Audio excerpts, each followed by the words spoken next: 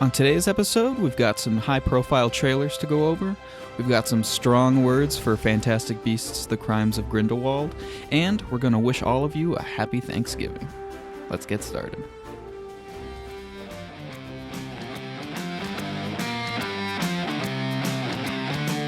This is Off the Break Podcast, presented by Silver Screen Insider.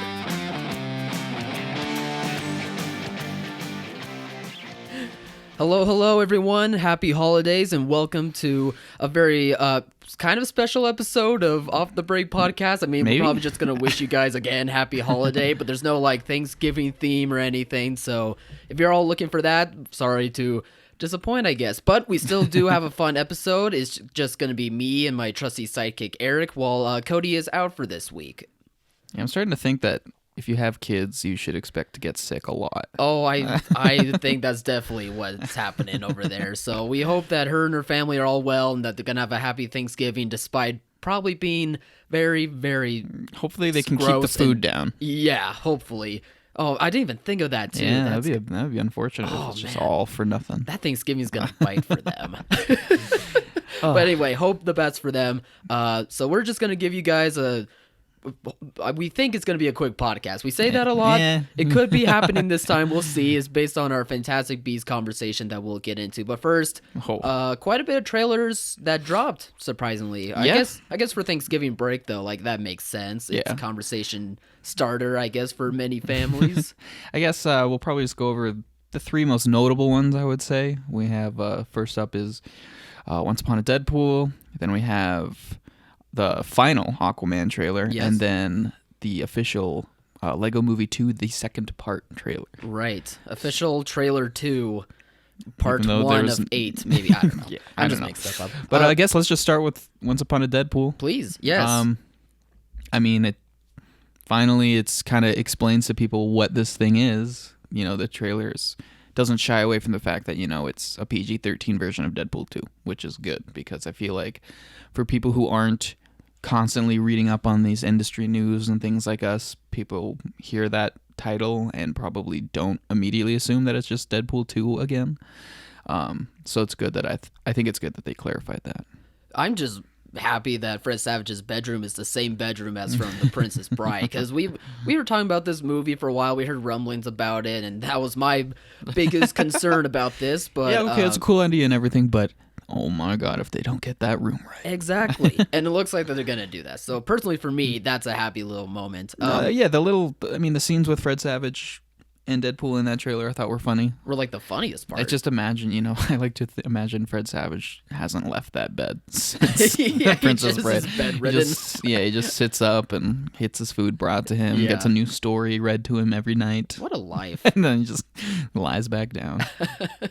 Yeah, when it comes to this trailer, I think it sold on it partially well. I think it was able to explain, this is going to be a PG-13 version. It's going to have its own scenes, a different spin. I do think there might be some people that think this is just a completely new movie, whereas with it not being the same movie that we got from Deadpool 2, but just with new new scenes or different lines spoken, and with the Fred Savage and Deadpool parts being added.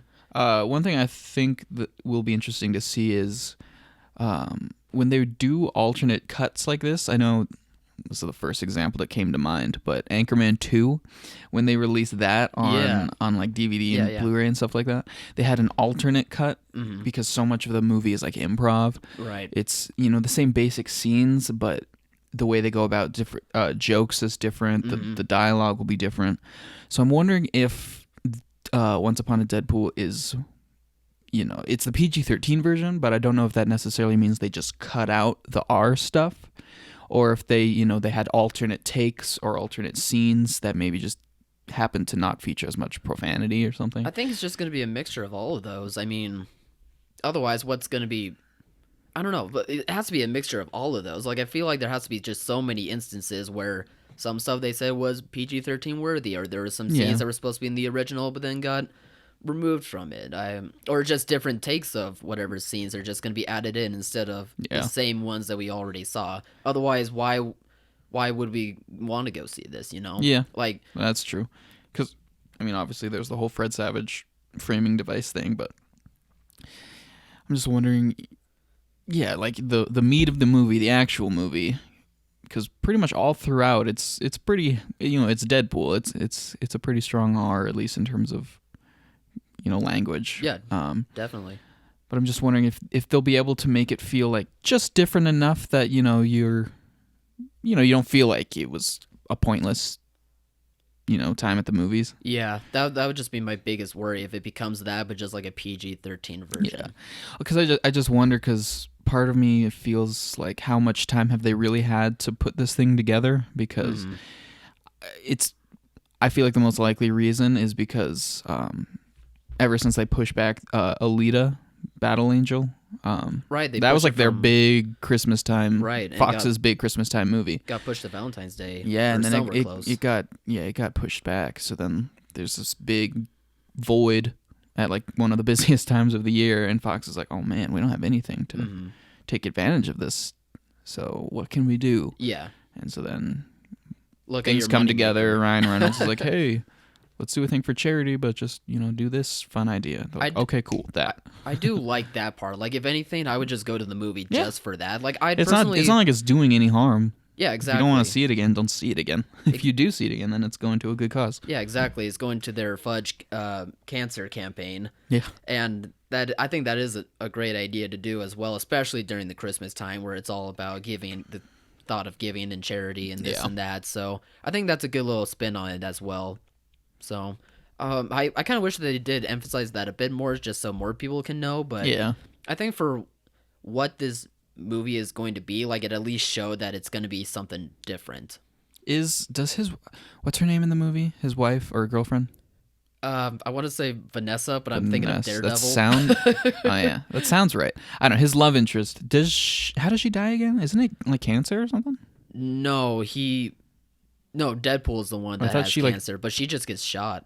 Oh, I thought she's like Spoiler, deteriorating or something. No, you're thinking of Deadpool. Yeah. Well, I knew he had it too. I can't remember if he like gave it to her. No, she just straight up got shot. Oh, okay. Well, it's still, cancer is it's very central serious role to Deadpool. Yeah, so it fits, the campaign.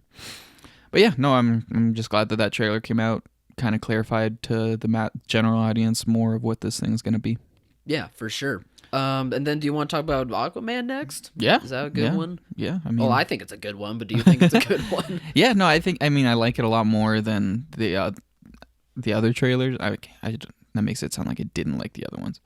You think it's their best one? Because of the 3, 2, something like that. Yeah, there was that like crazy long 5-minute extended thing that I just thought the pacing was really weird. Yeah, that's fair. But no, I mean, the thing that I'm just thinking about though is this movie looks like it's packing in so much like story and character arcs, because there's kind of like an origin point, because you see him as a little kid, but then it seems like you have to establish all of Atlantis and then all of the different people that it seems like are vying for power, and it looks like a big story, and I'm just, as is usually the case with these things, I'm hesitant as to whether or not the movie will pull it off and not turn into a Crimes of Grindelwald. That's fair. It's just based on how James Wan is able to handle the beats in terms of his storytelling. You know what I mean? Like, I think it's just all a matter of how to arrange it so that way it absolutely is, and finding an economical way to yeah. get the information across. Because I think if you look back on Wonder Woman, like Wonder Woman had those same things where it's like, oh man, it's an origin story, but it's also a World War II or World War I story. Excuse me. It's also a story about Greek gods and hate, and that's a good comparison. Kind of a lot of stuff. I hadn't thought about that. So I mean, it could worry some, but it also could work out. We'll just have to. If it does work out, then it's like cool. This is like a big epic story, you know. And I feel like if they can knock this first Aquaman out of the park, in my eyes, DC will be like able to leave behind its stigma, you know. I would think so too. I feel like they already have been, just because enough time has passed since Justice League. Yeah, it's been like a year now, actually. Yeah, that's crazy. That's crazy to think about. And also Wonder Woman helps a lot. Like, everyone loved Wonder Woman so much. I think the stigma was already kind of like starting to shed off a little.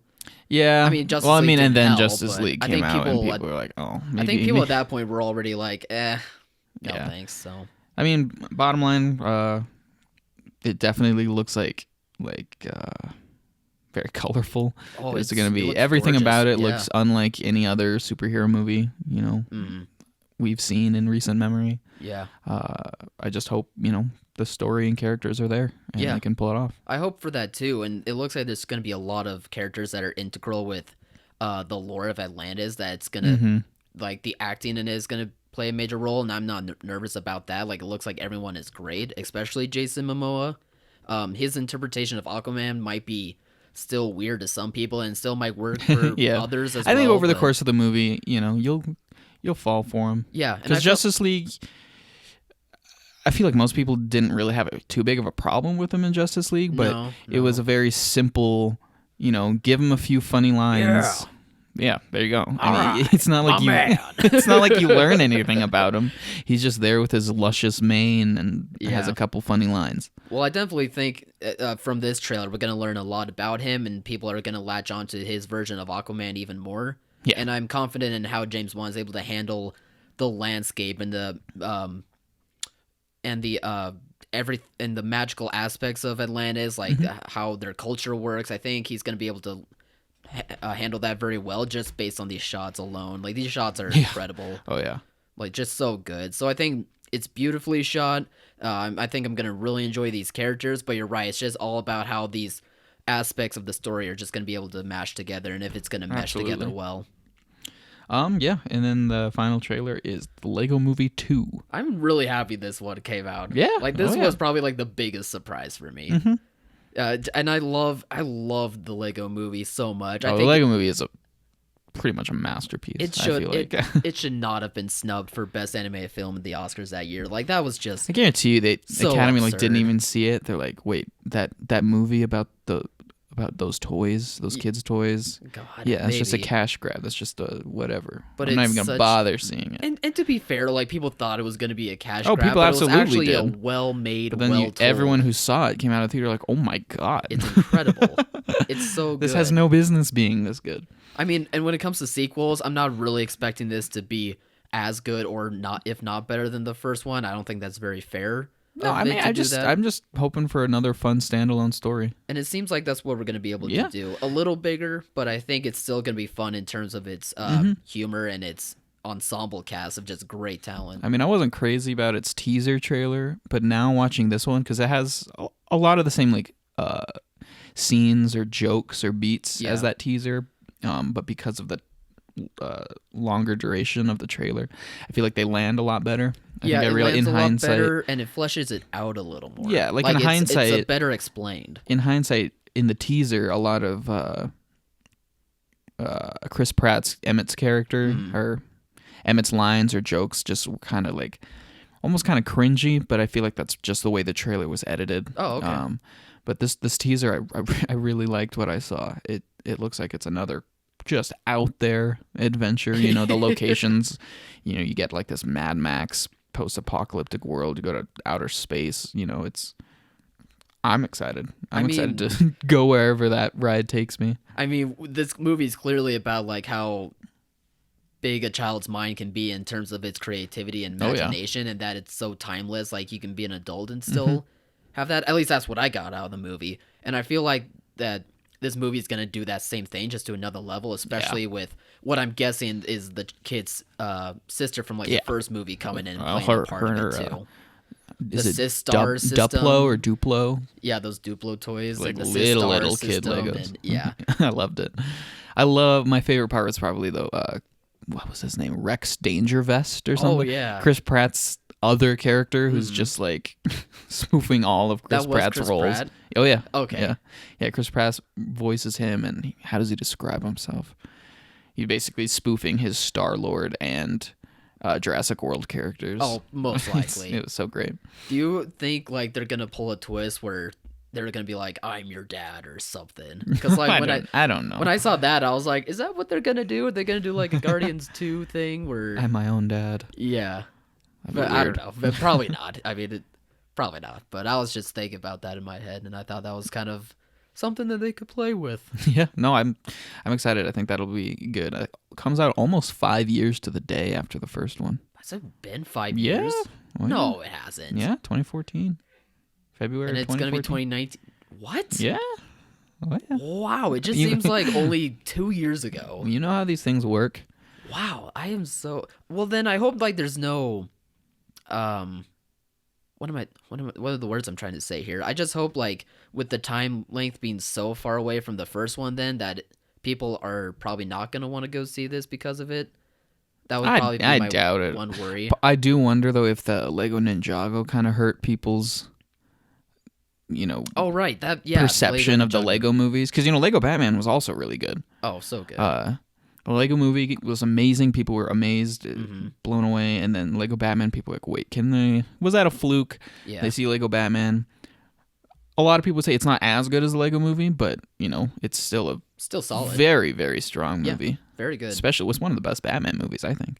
Oh, yeah, I would agree with you. But then Lego Ninjago came out, and most people didn't really click with it.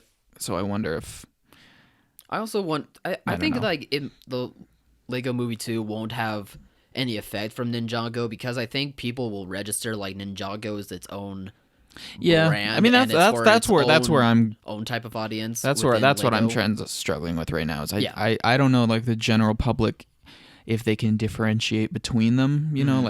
Like yes, that was a Lego movie, but it wasn't the same people. It wasn't really it wasn't trying to do the same thing as these other Lego movies. Right. So hopefully people can see past that and they turn out for Lego Movie 2, because I think it looks good. Yeah, hopefully. And hopefully the trailer sold them on that. So we'll just have to see once it comes out. God, I can't believe it was 5 years ago. That's absurd. Oh, yeah. All right, so those were the big trailers that we wanted to talk about. And Yeah, now... 3 pretty good trailers for what are probably going to be pretty good movies. Yeah, I But- would certainly think so. Well, turned out to not be a pretty good movie. Which made me so sad. Was Fantastic Beasts: The Crimes of Grindelwald. Yes.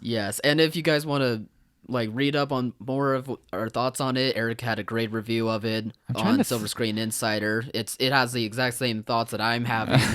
Other than, I think, Super Troopers 2, I think that's like the only negative review that I've written. That you've written. Yeah, you're usually pretty kind to most Well, I mean, movies. I just, I try not to go see movies I know are going to be bad. True. And then sometimes, like this one, ends up it just happening. catches me off guard. And it made me Yeah. so sad because, I don't even know where to begin with it. Basically, if you take all the problems with the first one, which is basically there's a billion different moving parts and subplots and, you can't really keep up with it, and then just amplify that and add even more confusing things without resolving any of the confusing things from the first one, Yeah. then you have the second one. Yeah. And on top of that, just make what each of the characters doing really kind of pointless or yes. confusing. And then you're just kind of left with a movie that is just this meandering thing where you don't know who's doing what or why or who they are or who they're supposed to be related to and why that's supposed to be important. Yes. Oh, it's just 40 minutes into the movie is when it really started showing the signs of the problems of the I first agree one. with And I you. was like, I agree with you. no, you were doing pretty good, because it starts out strong enough. Yeah. You get that cool Grindelwald escape sequence through the Very storm in the Very carriage, good. which I thought made him look pretty scary. Yeah. I was like, okay, he's a force to be reckoned with. He recruits that new follower who I think was in the first movie, who had like a little crush on Queenie. I think that was the same guy. Oh, was it? Yeah. Oh. And everything's cool. And then you catch up with Newt and Tina eventually, and you meet all these people, Yeah. and things it seemed like J.K. Rowling had toned it down, reined everything in, like, okay, let's just have one simple thing. Yep. They're trying to find Credence. Grindelwald's also trying to find Credence. Who's going to get to him Find first? Credence. Okay, all's well and cool. Everything's clear. I get what's going on. But then I couldn't even really pinpoint the exact point, but then it just starts branching off, and the branches start branching off, and on top of that, it just didn't really feel that this is a cliche or a stupid pun, but it didn't feel that magical Yeah. to me. And I thought it was going to be even more than the Yeah. first one, you know, based on the trailer, and there were these cool shots of things, but when those actually happen in the movie, I don't know. There's just nothing. There's not really a whole lot about it that you were just like, Yeah. yay. It's yeah, more like it was kind of cool when we what? went back to Hogwarts, but other than just the outside establishing shot of Hogwarts, it's really just Dumbledore's classroom, yeah. which is kind of cool because it's like, oh, we know this classroom from the Harry Potter movies.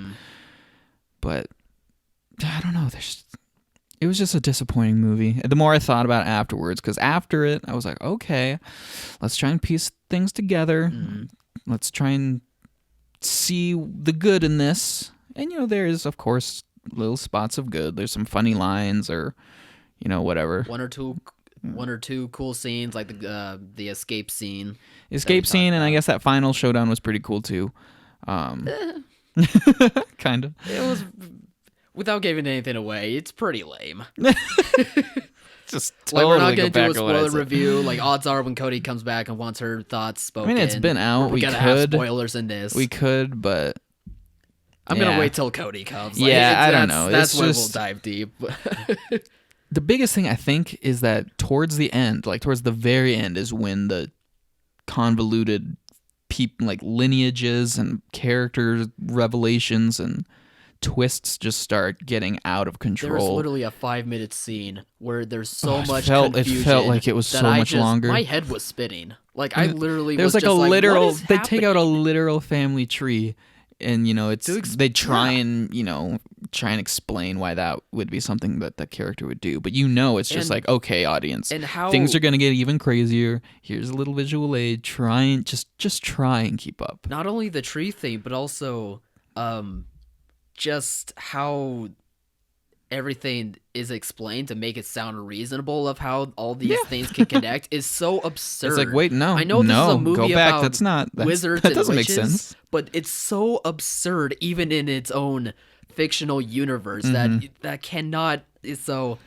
No, I if you don't mind me jumping in, like I am totally right there with you. Like, Yeah, I mean, this movie is so muddled in terms of how its main plot goes through with so many uninteresting characters going through this journey that we have no reason to want to root for them or even want to go on this journey with them. Mm-hmm. Like just about half of the new characters that they are introduced, I was excited to see because I was interested in them, but by the end, I was not interested in them. well, I why? do not care who they are, not only because you didn't do anything. you did not do except anything. for confuse me more. You confuse me on who you are, and why you are even supposed to be in this movie. Because there's half of those characters could have been taken out. I was just gonna say, like, I don't even catch his one name, like Hat guy, that hat. Yeah, the hat guy. and Snake Girl. I know who Snake Girl is, by the way. She was but also literally kinda, she's so not a character that Her whole role was just to ask Credence. Yeah, ask Credence, like, hey, Credence, it's okay, or Credence, like that. don't worry, Credence. I don't remember. Like, you're not doing anything. I don't remember what line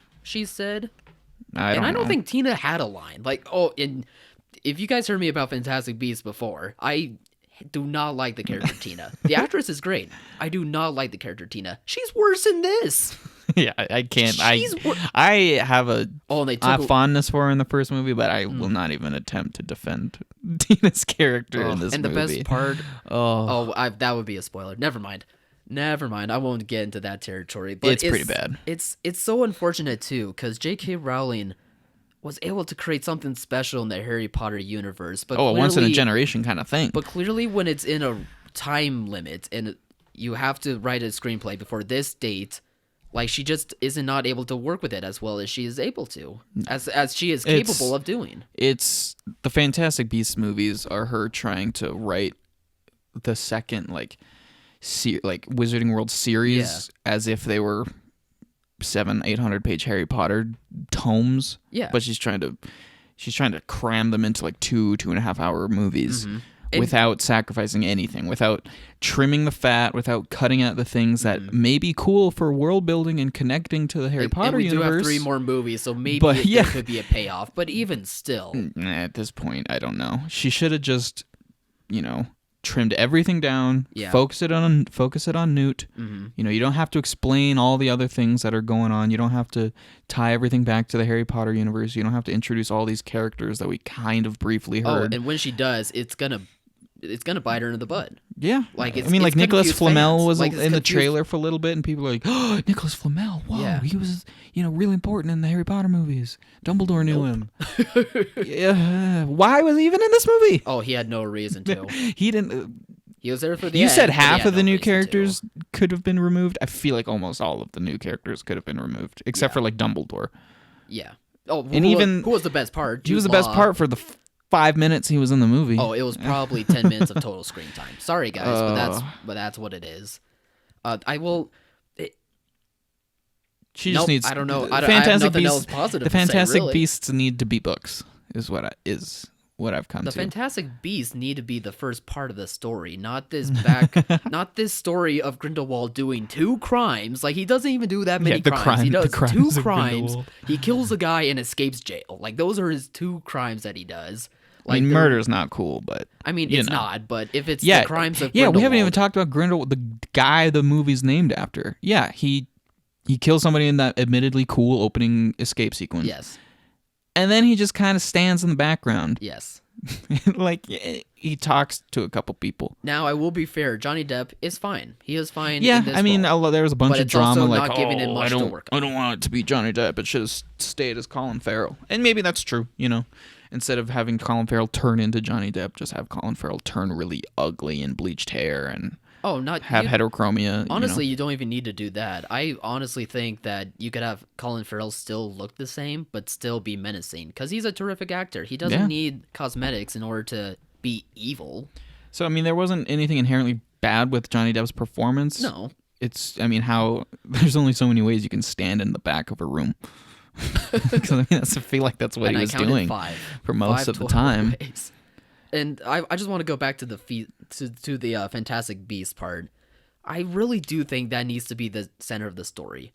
Yeah, this one, it seemed kind of like, oh wait, the movie's called Fantastic Beasts. We gotta have a couple scenes with some literally, beasts. they throw the beast in so that way you remember. Oh, it's Harry Potter. It's magical. It's exciting. Yeah. Look at all these cool beasts. But then they're not playing a role in the movie, and that was our biggest worry as well. Yeah, we talked about this. Other than that little Niffler guy who was in the first one, none of the beasts really had any sort of lasting impact. Like that big water thing in Newt's house or something. Like, yeah, cool. It was kind of a funny, cool scene, but as soon as it's over, it was completely pointless. Yeah.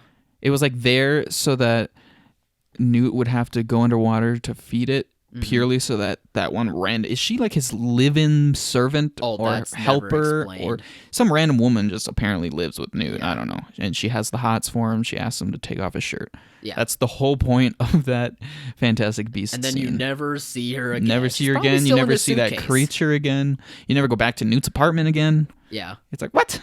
We're just going to forget about that? Okay, that's fine. Oh, just the whole movie is little things like that. I don't know. It's a combination of pointless things that on the surface are kind of cool and whimsical and fantastical, wizarding on worldy. First viewing, you'll be like, oh, like, okay, but it's cool. That's a new thing to add to the universe of Harry Potter, but the scene itself doesn't have any point or consequence on the story.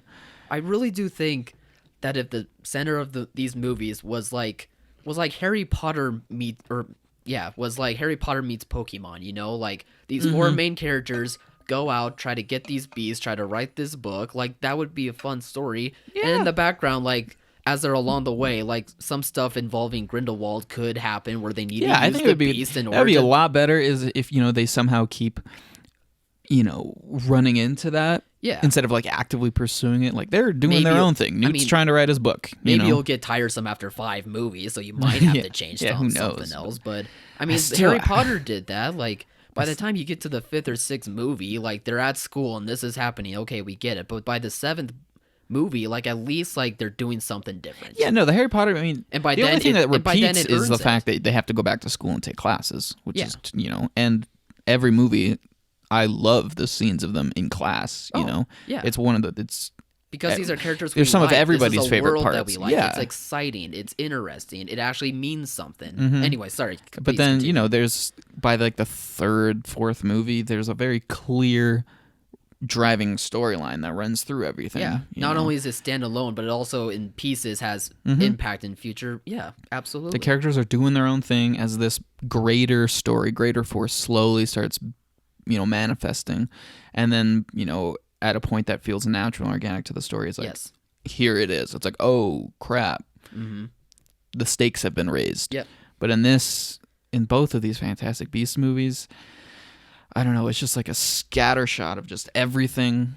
Here's everything they throw you need everything to know, at once, but we don't know what and it's then for. while you're stuck there trying to like, okay, so this person, what's that person's name? And they're doing this because while you're doing that, the movies are just moving ahead at full bore. Yeah. And then you haven't even caught up by the time the credits are rolling. So then, like in Grindelwald, when they have this big, crazy, epic reveal twist that I'm sure, like Rowling had planned, it's like, okay, this is gonna be the big cliffhanger. People are gonna go crazy, and you're still not caught up with everything that's happening. So then you see the twist happen on screen, but you're still 20 minutes behind. My theater was silent, and I'm pretty sure like half of the theater was I feel like Harry that's Potter a pretty fans. bad sign. Oh, my theater was crazy. Like literally crazy Harry Potter fans. I literally looked at my buddy and was like, yeah. Why was okay? How does that? Well, yeah, even what? in my theater too. That twist happened, and maybe there was like a couple people like, what?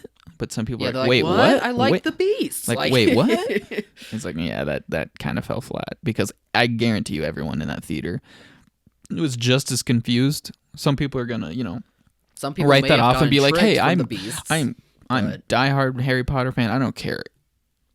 I don't care to see the negatives. I love it, which is fine. But I'm guaranteed they didn't understand it. Yeah. There's no way you can keep up with this movie. And I mean, on the way home after the movie, I was immediately on my phone, going to Pottermore, like, okay, who even is this person? What just happened? Yeah. What were they trying to explain? And when I caught myself doing that, it just sucked it all out. Yeah. I was like, I should not be doing this. Seconds after seeing a movie. The website for Harry Potter is probably like, oh no, yeah. I'm as confused as you. It's like, dude, we don't know. Yeah. So, I don't know. It was disappointing. I hate poor writing. I hate it so much. I know, it frustrates me. If there's poor writing, a movie is going to fall flat, regardless of your performance. Especially 2 times in a row. Effects. Yeah, I just hate it so much. Honestly, I do think Jurassic World Fallen Kingdom made me the angriest. Because I think that script was way worse. But this is a close second. Well, I mean, this is also... It's the Wizarding world. It's J.K. Rowling, People love her her imagination, her stories, And the first movie was kind of, at least in my mind, it was a kind of a trial period. Like, okay, J.K., you're adapting to the medium of film. I will give you a pass on most of this. Sure. Maybe next time, maybe in the next one, just rein it in, mainstream it, and, don't lose everybody. Yeah. Instead, she did the exact opposite. Now let's make this clear though. Like we're not gonna hate J.K. Rowling. No. No, she's wonderful. She's fantastic. Like without her, we wouldn't have this amazing world to even be able to see spin-off movies. It's because of all of that I'm so frustrated and disappointed in this movie. It's like, oh. And granted, like she is not a screenwriter. Like she's a terrific writer, but I think screenwriter is not her thing. And I think it clearly shows a lot in this. She obviously has the whole epic story outlined in her head. She knows these characters. She knows these twists and plot lines. I think she just needs to write a very detailed outline or treatment and let some professional screenwriter adapt it. Which I think they did when she did that Cursed Child screenplay, right? Or it's not screenplay, the play. Playwright. Yeah. Yeah. The script. Yeah. Yeah, I don't she know developed the this. word. I mean, it's hard to know just how involved she was with that because, story by credits can mean they literally came up with it, or they were just like, what if there was another Harry Potter one, but it was about his kid? Boom, there you go, story by credit. It's like it's like a producing role. Like you don't know what it could mean. Yeah, he could have the biggest role of the movie, or he could just be there to see the final shot. So I mean, I guess all I can really say is, once again, I hope the next one is better. Hope it's about the beast. But, at this point, I also don't really care, which is the worst part. Yeah. It's like, I'll see it when it comes out. I'm not really going to get excited for it. I'll watch the trailers. I'll get excited for the music.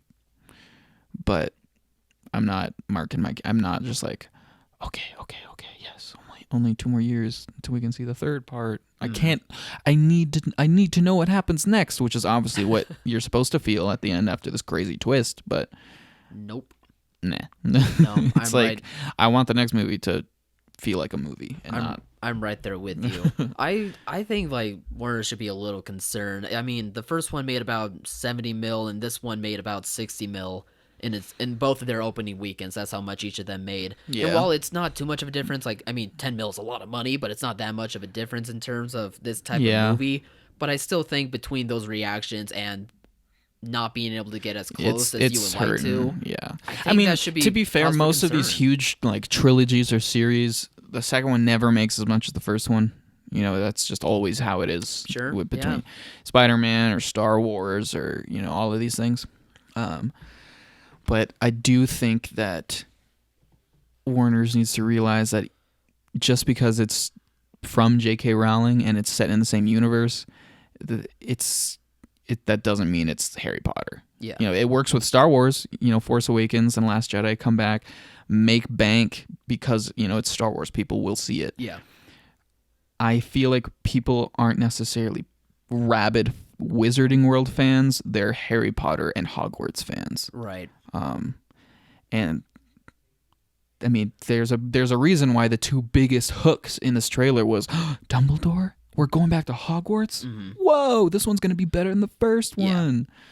And you don't really get any of that. You know, it's teased, but I feel like it's just it's kind of unfortunate because I would have liked these movies to be big, but they're never gonna be even close to as big or popular or celebrated as Harry Potter. For sure, I do think.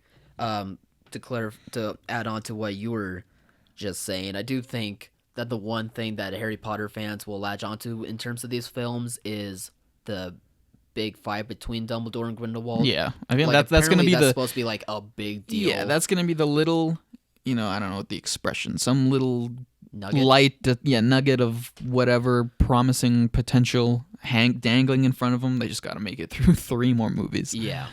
So, I don't know. 3rd time's the charm. Better luck next time. Yeah, and whether that's with JK, if they still decide to go with her, or maybe they finally get a screenwriter to help her, we'll see. Mm-hmm. But as of right now, after seeing that movie, like we're just not gonna be excited for a 3rd one. No, I'm happy to wait a couple years until it's out and be like, oh, that came out. Okay, yeah, let's go see it. So how well do you think it's gonna do this Thanksgiving weekend and its second weekend? I mean, there's a lot of stuff coming out. Yeah, between Ralph, Creed 2, and Robin Hood. Robin Hood you don't have to worry about that. Ralph will definitely take the weekend or the extended weekend, I guess. I don't know how they judge that. It's the official weekend, Wednesday through Sunday. Okay, yeah, Ralph will definitely take it, I feel like. Mm-hmm. I think Fantastic Beasts will hold up good enough. I feel like it's going to be a pretty big drop though, just because over 50%. You think? Yeah, I feel like. I mean, I feel like there's kind of a lot of negative word of mouth starting to come out now. Especially even just on different people seeing it. Yeah, even just on different publications, there'll be articles like, you know, the worst story mistakes of the Crimes of Grindelwald or blah blah blah, you know, and I feel like a lot of fans are also kind of put off by it because apparently it messed with a lot of the continuity of the extended universe of Harry Potter. It added new things that contradict other things, and on top of that, people are just so confused. I've heard of diehard fans being totally lost. Yeah, because it's not a case of just like, oh no, I can understand why you'd be lost. It's because you didn't read Pottermore, or you know, you didn't dive into the. It's like no, it's not that. You can have absorbed every article on Pottermore, you know, all the biographies for everybody, and it still just doesn't make sense. So that drop's going to be big because of. I think so. I think the word of mouth is going to hurt it. What do you think of Creed 2? That's been getting a lot of great buzz lately. The past 2 weeks, we've been hearing that the tracking on Creed 2 just keeps going up. Good. Yeah. I mean, I think top 5 is a pretty safe bet. Sure.